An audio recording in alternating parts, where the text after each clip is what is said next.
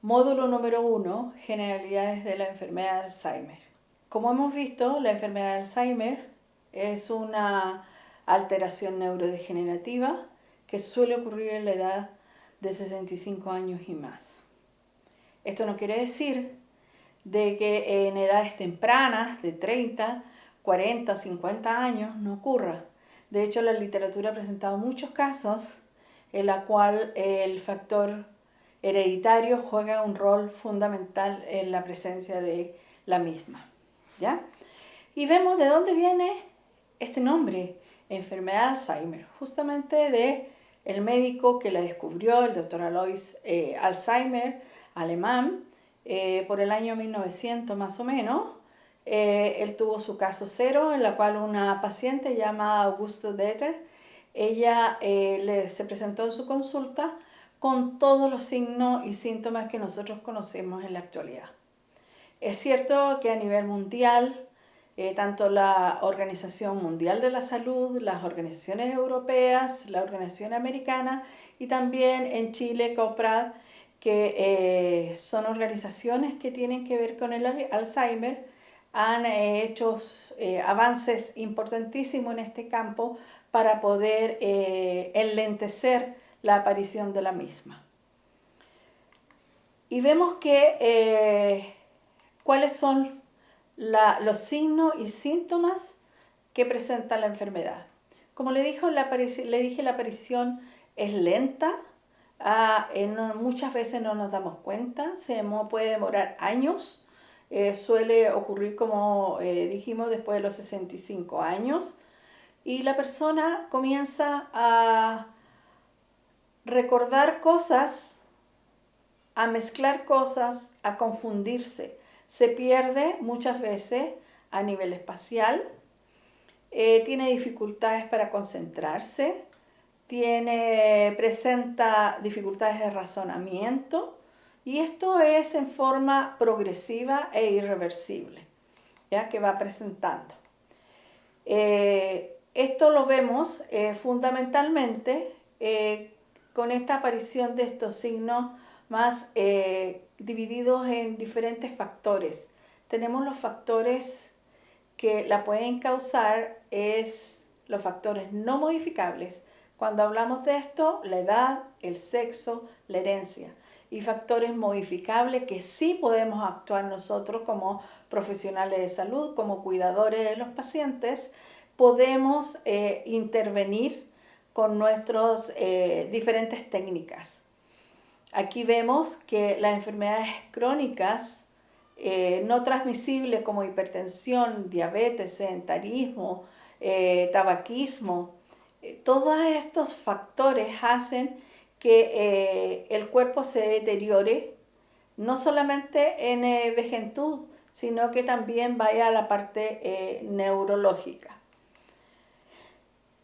Aquí vemos que en un cerebro normal está formado por lóbulos, y los lóbulos tienen la unidad funcional que es la neurona. La neurona se une para su función en una sinapsis que son neurotransmisores, y existe específicamente la acetilcolina que ha ido en disminución en estos pacientes, y entonces estas áreas van muriendo de a poco. Dependiendo de las áreas que más estén afectadas es donde van a estar presentando primero los trastornos conductuales. Vemos que para facilidad se ha dividido la enfermedad en diferentes fases. Hablamos de la fase leve, hablamos de la fase moderada y la fase grave. La persona inicialmente, como dije, empieza a confundirse. En la leve, en la moderada y en la grave también está presente la confusión, pero se va agregando otras modalidades o otros problemas que tienen que ver ya con la autonomía. Lo hacen seres dependientes y llegan completamente a la postración. Entonces ahí va a jugar un rol fundamental el cuidador de esta persona. Entonces vemos que las fases en sí son tres, las leves, en la cual hay problemas para encontrar las palabras precisas, usan muchas palabras cortas, y también mezclan las ideas. En la moderada, la comunicación se hace más enlentecida. A lo mejor a veces también es por los medicamentos que se les da.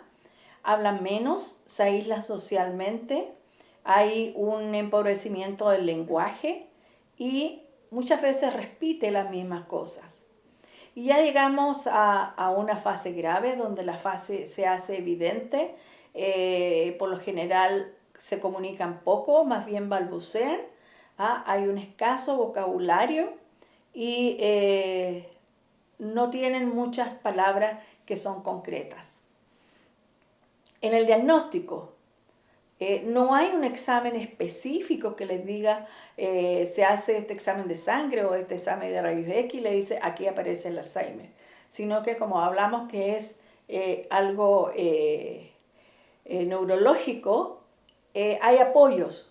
Hay apoyos, la persona por lo general se le recomienda hacerse escáneres cerebrales, muchas veces mandan a hacer el examen generalizado como un PET, hay exámenes en laboratorio que también pudiera ayudarnos para ir descartando otras patologías y llegar finalmente a esta conclusión. ¿Ya? Entonces, vemos que las diferentes pruebas que se le hace a nivel cognitivo son muy importantes, que se le hace a la persona y los diferentes profesionales, sobre todo los de enfermería, que es la enfermera la encargada de hacer el EMPAM, pero todos sabemos la cantidad de enfermeras ha disminuido enormemente, por lo tanto otros profesionales también están siendo capacitados para poder tomar este examen y poder determinar y ver si hay que referirla a salud mental. Y vemos que en los diferentes programas que hay en las estimulaciones, en el examen que se llama EMPAM, se les da a las personas hacer unos dibujos, tienen que razonar, tienen que ver las actividades de la vida diaria. ¿Ya? En eso fundamentalmente les vamos a presentar en el módulo número 1, ¿ya? Que tienen que ver. Gracias.